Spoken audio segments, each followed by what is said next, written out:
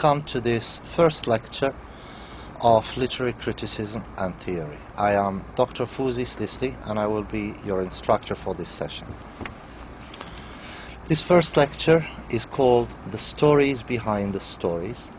It is divided in two lectures. We will look at the first part of this lecture, the stories behind the stories, and the second lecture will be called The Stories Behind the Stories number 2. So for this number 1 lecture, we will look at the relationship of Greece and Rome, and for the second lecture we will look at the relationship of Greece and Rome to Europe.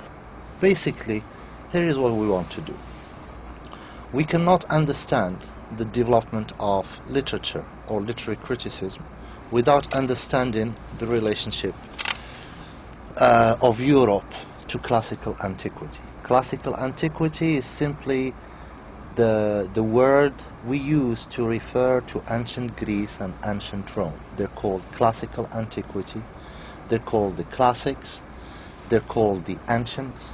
Any of these three words are usually used to refer to the Greeks or the Romans. Of course, the ancient Greeks and the ancient Romans. So this relationship is complex and it's not easy to understand. To simplify it, we're going to try to take two segments. We want to understand the relationship of Greece to Rome, that's one, and in the second lecture we will try to understand the relationship of Greece and Rome to Europe. So I hope you will enjoy this. Literature basically and literary criticism in Western culture cannot be understood without its relationship to classical antiquity, Greece and Rome. You want to ask why? Why can't we understand it without reference to classical antiquity? Well, simply because European and Western literature and cultures were produced as a recreation, as a revival of the classical cultures of Greece and Rome. European literature and European criticism from the early modern period in the 16th century to the early 20th century. During all this time, European literature is an attempt to recreate, to reproduce the classical culture of Greece and Rome. And from the 16th to the 20th century, Western cultures considered Greece and Rome the most perfect civilizations. And Western drama, Western poetry, literary criticism, art, education, politics, fashion, education, painting, sculpture, everything were all produced in imitation of classical antiquity, in imitation of Greece and Rome. But this relationship, the West's relationship to Greece and Rome, the West's relationship to classical antiquity, is not very simple. It's full of contradictions and it's full of ambivalence. In these two lectures, this one and the one that's coming, as I said, we will look at, we will try to illustrate two aspects of this contradiction, this ambivalent relationship. We will look at Rome's ambivalent relationship to Greece. This is lecture 1. And we will look at the West's, Europe and the West's relationship to classical antiquity. This is lecture number 2. To explain the relationship of Rome to Greece, perhaps no other poet or writer put it so vividly like the poet Horace did in a line from a famous poet, from a famous poem that he wrote to the Emperor Augustus. It's called A Letter to Augustus. It's a famous poem. Horace wrote it for the Emperor Augustus, and in it there is a line that became very famous and became repeated throughout European history. In this line, Horace says, "Captive Greece took its wild conqueror captive." Captive Greece took its wild conqueror captive. Horace here expresses a sense of inferiority and ambivalence. There is some sadness, there is some contradiction, there is some ambivalence in this line. Because Rome conquered Greece politically and militarily. Greece was a small little province in the huge big empire that Rome had. But although Rome was powerful militarily and politically, Greece, this little province, remained more sophisticated culturally. Greece had more books, more poetry, more tragedies, more literature, and Rome could never match that.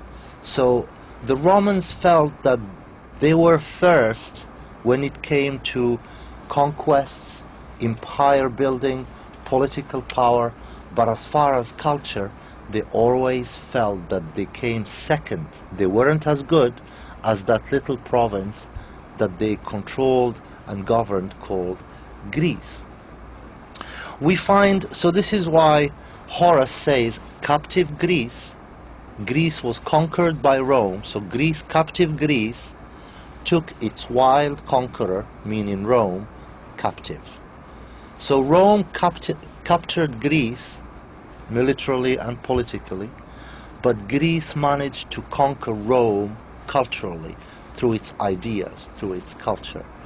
And we find this sense of resentment, really. Roman poets express a sense of resentment that they can't come first in culture and literature and knowledge, just like they come first in politics and military and empire building.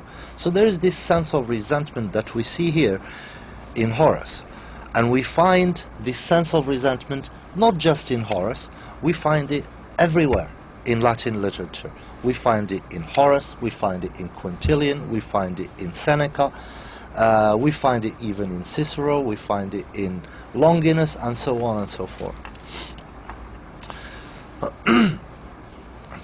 Seneca, for example,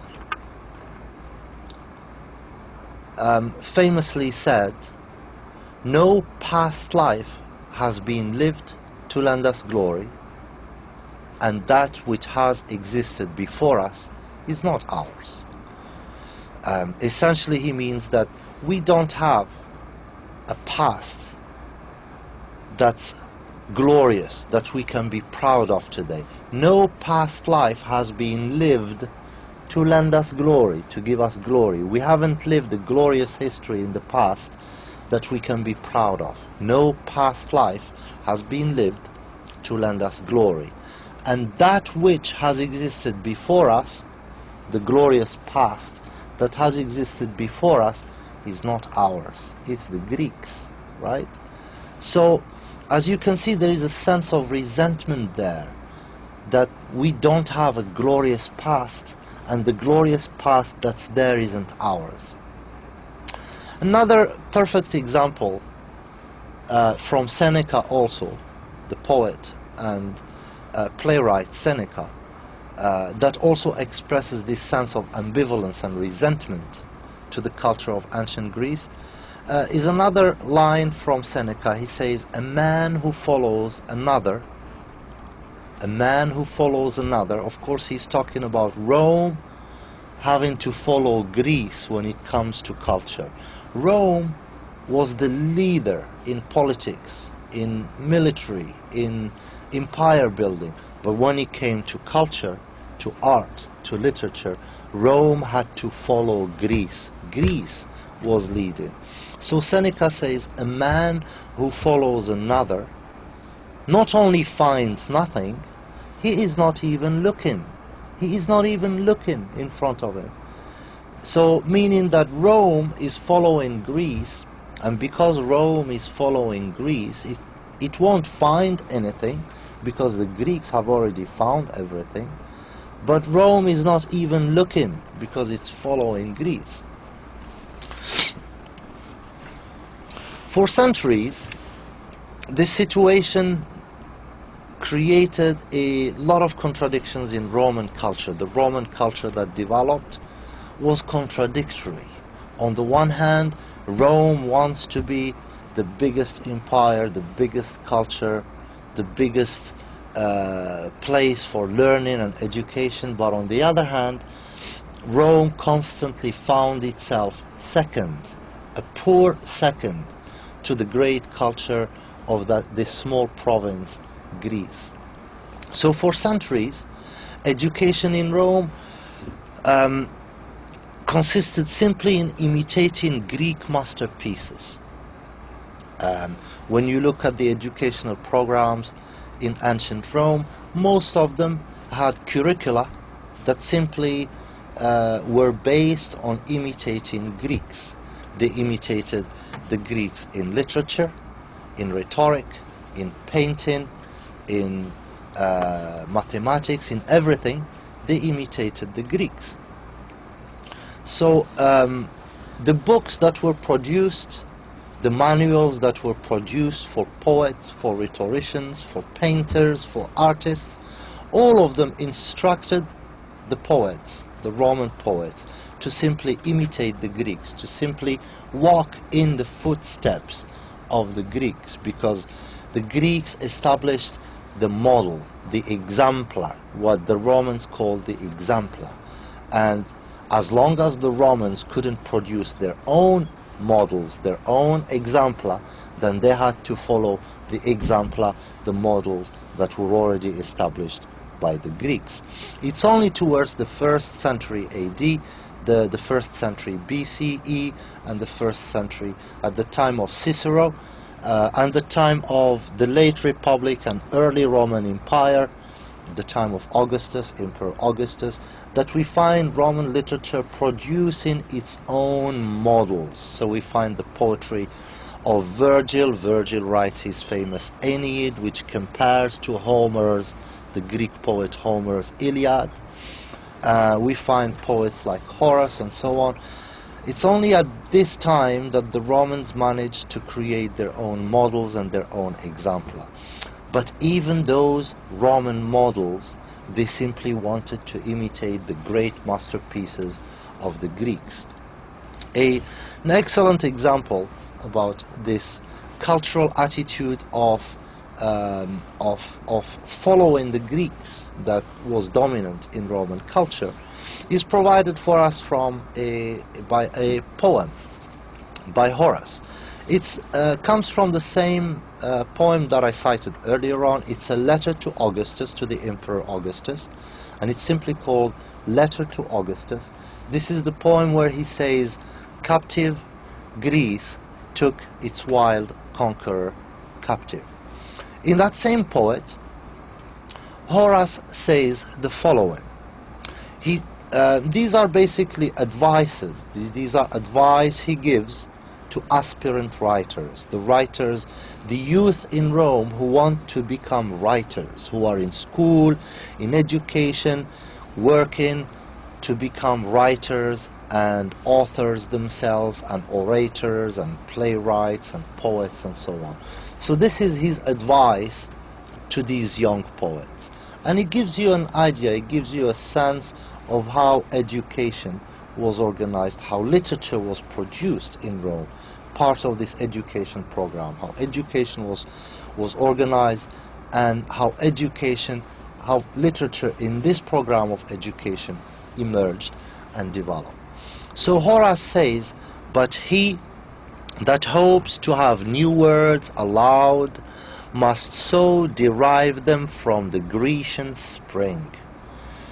Meaning, he that hopes, if one of you guys, you writers out there, if you hope to have new words aloud in your dictionary, in your vocabulary, in your plays, your poems, you must derive them from the Grecian spring.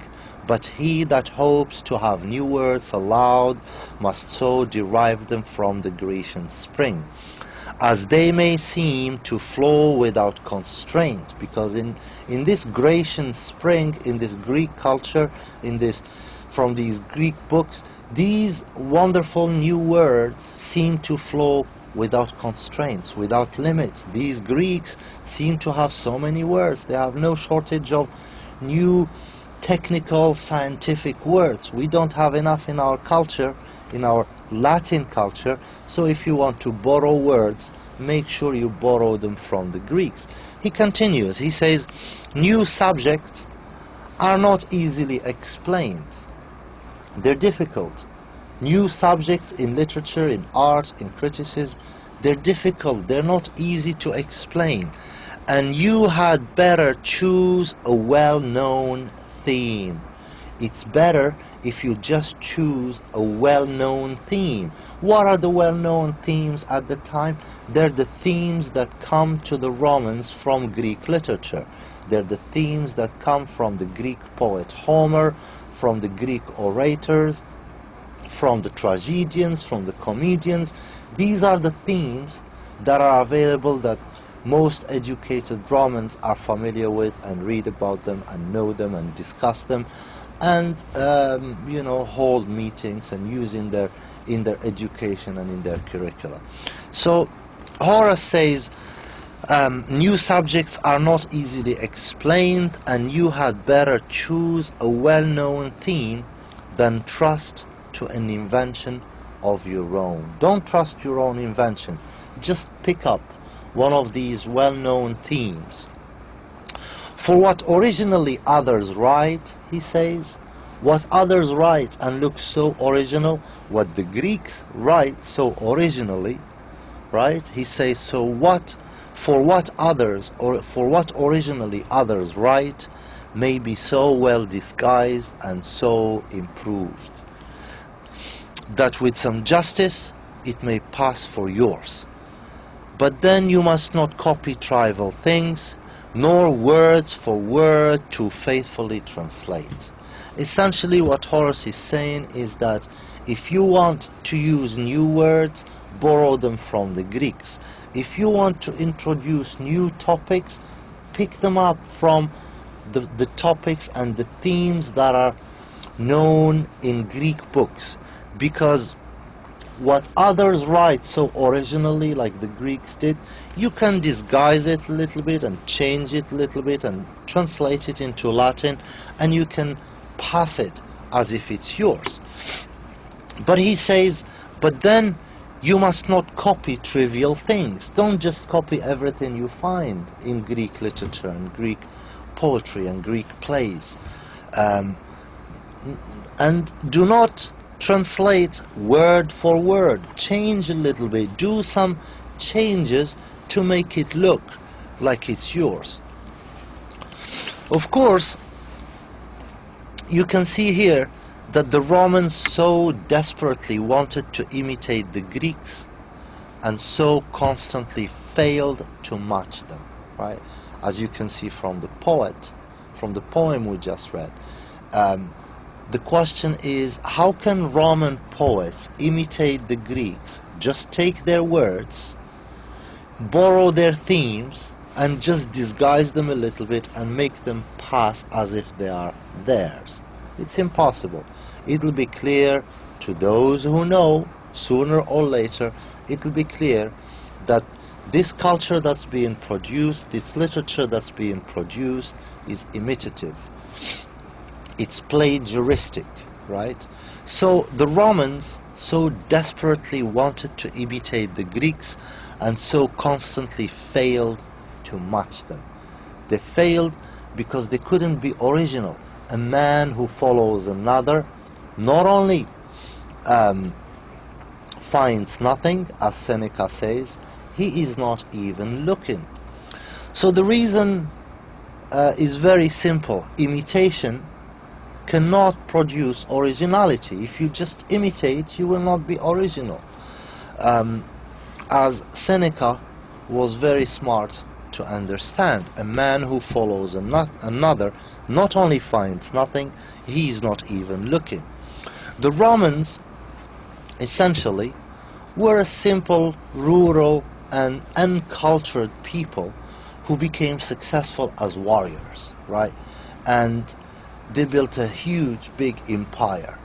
But at the height of their success, when they used to rule the biggest empire in the world, they still felt that they were inferior culturally to their small province Greece. And this situation strongly affected how culture was produced in Rome, and it will also affect how culture will be produced later on in Europe, because the Europeans later on, as we will see in the next lecture, the Europeans followed the Romans as a model. The Europeans said, well, we need, if we want to develop a culture of our own, if we want to develop a sophisticated language of our own, we need to do like the Romans did in imitating the Greeks. We need to follow the Romans' model, and the Romans' model is to imitate the classics, to imitate the ancients. And this is how European literature emerged. First, to develop European languages, to create the languages that we know today, French, English, German, and so on. And to do that, the Europeans followed the Roman model. And in the same way that the Romans found themselves in complications by simply imitating, when they simply imitated, later on they found that imitation has its own complications. The Europeans also will find that imitation leads to complications. This will be the topic of our next lecture. Thank you so much. Wassalamu alaikum wa rahmatullah.